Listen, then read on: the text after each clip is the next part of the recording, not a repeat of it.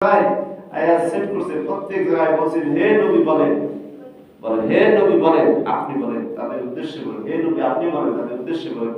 এই জন্য সর্বপ্রথম আল্লাহর নবীকে আয়াত দিয়ে সম্বোধন করেছেন। এই জন্য বলা হয়েছে যে ব্যক্তি নবী মানল সেই আল্লাহ মানল। সুবহানাল্লাহ। যে ব্যক্তি নবী মানল সে আল্লাহ মানল। আয়াতের ভিতরে একটা জিনিস আসছে, আজকে আগে বসি সামনে কাতারে বসি ভাই, সামনে কাতারে বসি। আয়াতের ভিতরে কুল ইন কুনতুম তুহিব্বুনাল্লাহ ফাত্তাবিউনি ইউহিব্বুকুমুল্লাহ ওয়া ইয়াগফির লাকুম যুনুবাকুম আল্লাহু গফুরুর রহিম। আমার আল্লাহ তাআলা বলেন, ও নবী আপনি বলে দিন পৃথিবীর জমিনে যারা আমি আল্লাহকে মহব্বত করতে চাই, আমি আল্লাহকে ভালোবাসতে চাই, ও নবী বলে দিন তারা যেন আপনার অনুসরণ করে, আপনার মহব্বত করে, আপনার ভালোবাসা যেন গ্রহণ করে। তাহলে আমি আল্লাহ রব্বুল আলামিন ও নবী জানিয়ে দিলাম গো, তাদের জীবনের যৌবনের গুনাহ আমি আল্লাহ মাফ করে দিব। শুধু তাই নয়, আমি আল্লাহ রব্বুল আলামিন আল্লাহু গফুরুর রহিম। আমি আল্লাহ রব্বুল আলামিন নবী বলে দিন আপনার ওই সমস্ত উম্মতের জন্য আমি ক্ষমাশীল হয়ে যাব। সুবহানাল্লাহ।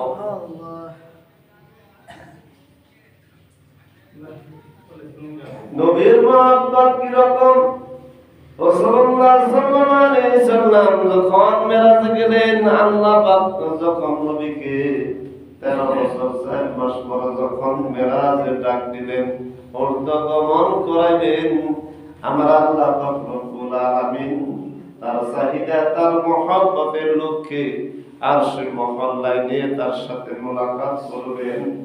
ও বাজান ভাইরা আমার, পৃথিবীর জমিনে যত মানুষ এসেছে, যত মানব এসেছে, যত নবী রাসূল এসেছে, সমস্ত নবীদের সরদার হলো আমাদের নবী মুহাম্মদ মুস্তাফা সাল্লাল্লাহু আলাইহি সাল্লাম।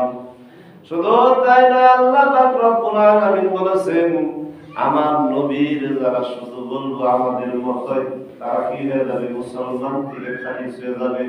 যারা বলবে নবী আমার মতই, এই কথা বলা যাবে না।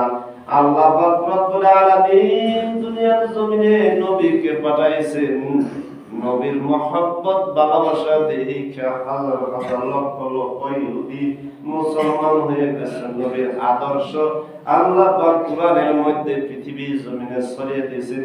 এই কোরআনকে, হাদিসকে যারা মহব্বত করবে, আমি আল্লাহ তারা আমাকে মহব্বত করবে, ওই উসিলা করে আমি আল্লাহ নবীর খাতিরে তাদেরকে মাফ করে দিব। সুবহানাল্লাহ। মেরাজে যখন নবীকে নিলেন, নবীকে নেওয়ার পরে সূরা নাজমের ভিতরে আল্লাহ বলেন, আল্লাহ রব্বুল আলামিন এক ধনুক পরিমাণ ব্যবধান থেকে আল্লাহর সাথে আল্লাহর নবীর কথা বলছেন। সুবহানাল্লাহ বিহামদি। এর ভিতরে 70,000 পর্দা। ও বাজান রে ভাইরা আমার, এই পর্দাটা বুঝানোর জন্য একটা মেসাল আপনাদেরকে দিতেছি বাজান রে ভাইরা আমার। যে মুসা নবী বলছেন আল্লাহ রব্বুল আলামিন একবার তোমাকে আমি দেখতে চাই, রব্বি আল্লি, আমার আল্লাহ সাথে সাথে মুসা নবী কাজানে দিলাম তারানি, পশ্চিম কালে সম্ভব হবে না ও মুসা নবী আমি আল্লাহকে দেখার জন্য বারে বারে মিনতি আকুতি মিনতি কাকুতি যখন করতেছিলেন, কিতাব প্রমাণ করে মুসা আলাইহিস সালাম আল্লাহ পাক এই মুসাকে আল্লাহ পাক রব্বুল আলামিন সবচেয়ে মহব্বত করতেন, তার কথাগুলোকে তিনি পছন্দ করতেন। এক পর্যায়ে যখন বললেন ঠিক আছে, তুমি যখন আমাকে দেখতে যাও, তুর পাহাড়ে তুমি এক গ্লাস শরবত নিয়ে পানি অথবা দুধ নিয়ে আসবে, ওই অবস্থায় দাঁড়িয়ে থাকবে, আমি মাওলা তোমার সাথে সাক্ষাৎ করি। সুবহানাল্লাহ। কিতাব প্রমাণ করে বাজান দেবেন আমার, যে মুসা নবী এক গ্লাস দুধ নিয়ে যখন তুর পাহাড়ের ভিতরে যখন দাঁড়িয়েছিলেন, দাঁড়িয়ে থাকার পরে কিতাব প্রমাণ করে গভীর রাত্রি যখন হয়ে গেছে, মানুষের ভিতরে ঘুমের ভাব আছে, তন্দ্রা আছে। এক পর্যায়ে ঘুমের ভাবে গ্লাসটা জমিনে পড়ে যাওয়ার পর সাথে সাথে আল্লাহ পাক তার গায়েবী খাজানার থেকে আল্লাহ ৭০,০০০ পর্দার ভিতর থেকে একটা নূরের তাজাল্লি ওই জমিনের মধ্যে ফেলেছিল। যেই মাত্র জমিনের ভিতরে ফেলেছিল, মুসা আলাইহিস সালাম ওই জমিনের ভিতরে ৪০ দিন যাবত বেহুশ হয়ে ওই জমিনের মধ্যে পড়েছিল। সুবহানাল্লাহ। জমিন থেকে ওঠার পরে মুসা নবী দেখে যে পাথরগুলো সাদা ছিল, ওই পাথরগুলো জমিন সহ কালা ছাইয়ের মতো হয়ে গেছে। তাফসীর ইবনে কাসিরের ভিতরে বলে ওই জমিনটা দেখার জন্য পৃথিবীর সমস্ত দেশ হইতে এখনো লক্ষ লক্ষ মানুষ যায় দেখে যে অন্য জায়গার পাথরগুলো সাদা লাল অথবা অন্য রকম, এই জায়গার পাথরগুলো কয়লার মতো কেন তো কালা।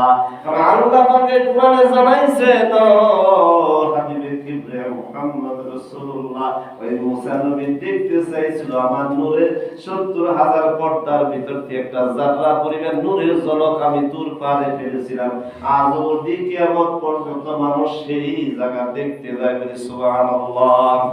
এই জন্য মুসা আলাইহিস সালামের ঘটনা থেকে আল্লাহ পাক রব্বুল আলামিন বলেন, আমার বন্ধু আসবে আমার বাড়িতে, বাড়িতে যদি মেহমান আসে তার জন্য খানার আয়োজন করেন কিনা, তার জন্য ভালো ব্যবস্থা করেন কেন। যখন তিনি জুতা পায়ে দিয়ে যাইতেছিলেন, এক পর্যায়ে বললেন জুতা খুলতে হবে না, আপনি যান আপনার জুতা মুবারক যদি আরশে আজিম মহলায় করে, আমার আরশে আজিম মহলাটা ধন্য হয়ে যাবে। সুবহানাল্লাহ ওয়া বিহামদিহি।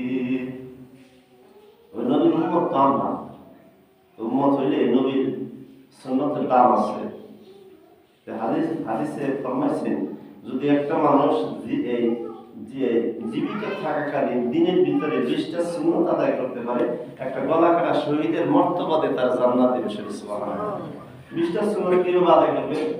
আপনি যখন সালাম দিবেন, যে জায়গায় যখন সালাম দিবেন, ওই অবস্থা ওই দিন যদি মারা যান, 20টা সুন্নত যদি আপনার ওই দিন যদি আদায় করতে পারেন, একটা গলা কাটা শহীদের সওয়াব দিয়ে আপনাকে আল্লাহ জান্নাত করে দেবে। সুবহানাল্লাহ। সুন্নতের কত বড় মর্যাদা। হাদিসের পাকে রাসূলুল্লাহ সাল্লাল্লাহু আলাইহি সাল্লাম বলেছেন, যখন মেরাজে যাওয়া হলো, এই যে আমরা নামাজে তাশাহুদ করি, তাশাহুদ কার কয় আমি কিন্তু জানি না। আমি কষ্ট দেওয়ার জন্য বলতেছি না, দুঃখ দেওয়ার জন্য বলতেছি না, এটা আল্লাহ এবং আল্লাহর রাসূলের শানে নাযিল হয়েছে। কি হয়েছে? আল্লাহ এবং আল্লাহর রাসূলের দুইজন সাথে কথা উত্তর হয়েছে, একটা হচ্ছে আল্লাহর সাথে হয়েছে, একটা রাসূলের সাথে হয়েছে। এই জন্য হাদিসের কিতাবে যতগুলো রেওয়াত দেখা যায়, আল্লাহ কথা বলছেন পর্দার আড়াল থেকে, তবে সরাসরি একটা রেওয়াত আছে আল্লাহ সরাসরি তার রূপের তাজাল্লি ছেড়ে দিয়েছেন এবং ওর সাথে সরাসরি মুলাকাত আছে, একটা রেওয়াত আছে। সুবহানাল্লাহ। এই জন্য বলা হয়েছে যে আল্লাহ রাসূল সরাসরি সাক্ষাৎ করেছেন, আর অধিকাংশ রেওয়াতগুলো আছে যে তিনি পর্দার আড়াল থেকে সাক্ষাৎ করেছেন। কারণ আল্লাহর যে নূরের যে তাজাল্লি পৃথিবীতে যদি একবার করে, তাফসীর ইবনে কাসিরের ভিতরে মাঝারি ভিতরে আসছে, এই যে সূর্যের যে আলো আছে, এই আলোটা স্তব্ধ হয়ে যাবে, এই আলোটা নিভে যাবে। আল্লাহর রোশনি, যে আল্লাহর যে রোশনি, ওই রোশনির একবার দুনিয়াতে যদি পড়ে, এই পৃথিবীতে যে আলো দিতেছে, যে সূর্যের আলো, এটা নিষ্প্রভ হয়ে যাবে। এই জন্য হাদিসের কিতাবে আসছে যে পর্দার আড়াল থেকে কাবা কাউসাইন আওয়াজ না বলছে, এক দরুদ পরিমাণ ব্যবধান থেকে আল্লাহ রাসূল কথা বলছে। সুবহানাল্লাহ। তো এখানে মেরাজ যাওয়ার পরে কি দিবেন আমরা জানি, নামাজ দিবেন, রোজা দিবেন, হজ দিবেন, যাকাত দিবেন, অনেক কিছু দিবেন। নামাজ দিবেন, নামাজ কয় ওয়াক্ত দিছিলেন? 50 ওয়াক্ত। মুসা আলাইহিস সালামের সাথে মাঝখানে দেখা পর কমাইতে কয় ওয়াক্ত আসছে? 5 ওয়াক্ত আছে, লম্বা ইতিহাস। তো আমাদের 5 ওয়াক্ত নামাজ পড়ি, তো দিছিলেন কয় ওয়াক্ত? 50 ওয়াক্ত। তো মুসা আলাইহিস সালাম বলে যে আপনার উম্মত তো দুর্বল, এত নামাজ পড়তে পারবো না, 5 ওয়াক্ত পড়তে পারবো, তাই 5 ওয়াক্ত পরে বলছে যে তারপর আপনার উম্মত দুর্বল করতে পারবো, তাই তো আমরা পড়ি নামাজ। এটা আমার কথা না, হাদিসে বুখারী ভিতরে আসছে যে আমরা 5 ওয়াক্ত কমাইতে 5 ওয়াক্ত। তো হাদিসে সনদে বলা হয়েছে যে আপনার উম্মত যদি 5 ওয়াক্ত নামাজ পড়ে 50 ওয়াক্ত সওয়াব আল্লাহ দিয়ে দিবেন। সুবহানাল্লাহ। বোনাস বাকিটা কি? 45ই বোনাস। 5টা দেয় 45টি বোনাস। অনেক সময় চাকরি করার পরে দেখেন 20,000 টাকা বেতন দেওয়ার পরে সরকারি কর্মচারী বাস দিয়ে আছে, দেখেন যে বোনাসের ব্যবস্থা আছে। তো আল্লাহ এটা ওয়াদা দিচ্ছেন যে আমি আপনাকে 5 ওয়াক্ত দিলাম, বিনিময়ে 50 ওয়াক্ত নামাজের ফজিলত আপনার উম্মত পাবে। সুবহানাল্লাহ। যে নামাজ তার শাস্ত্র, এর ভিতরে মারিফত আছে, এর ভিতরে শরীয়ত আছে, হাকিকত আছে, তরিকত আছে। নামাজের ভিতরে এটা পড়ি।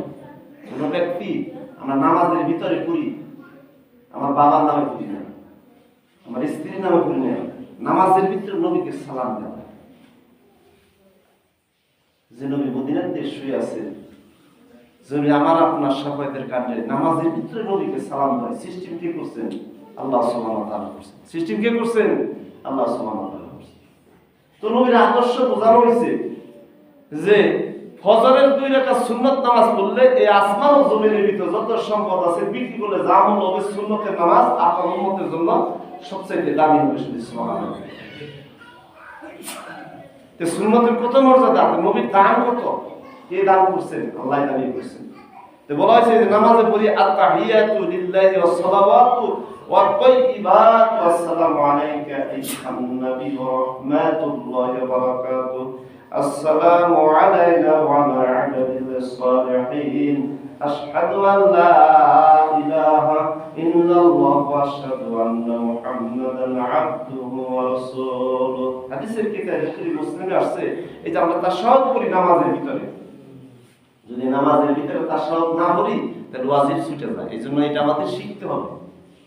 কি করতে হবে? অন্তত নামাজ আদায় করতে গেলে আমরা দুনিয়ার সব কিছু পারি, আরে খাইতে পারি, চলতে পারি, ব্যবসা বাণিজ্য করতে পারি, কেউ মাথায় বাড়ি দিতে পারি, কারোর সাথে হিংসা করতে পারি, কারোর জন্য জোর করে নিতে পারি। এই ব্রেন আমার আছে। আমার বাগের দামে বেশি বুঝি, এটা দাম বেশি, এটা আমার, এটা আমি বুঝি, এই ব্রেন আমার বেশি। কিন্তু নামাজের ভিতরে যেটা গুরুত্বপূর্ণ এইটা শেখার চেষ্টা করি না। এটা কত গুরুত্বপূর্ণ জিনিস, এটা শেখার চেষ্টা করি না। যে কয়জন মানুষ এটা জানেন? বলা হয়েছে আত-তাহিয়াতু যখন গেল, আপনি কি নিয়ে আসছেন আমার কাছে? আল্লাহ যখন প্রশ্ন করলো যে আপনার জন্য আমি আল্লাহ, আপনার জন্য আমি নিয়ে আসছি আত-তাহিয়াতু লিল্লাহি ওয়াস সালাওয়াতু ওয়াত তাইয়্যিবাত।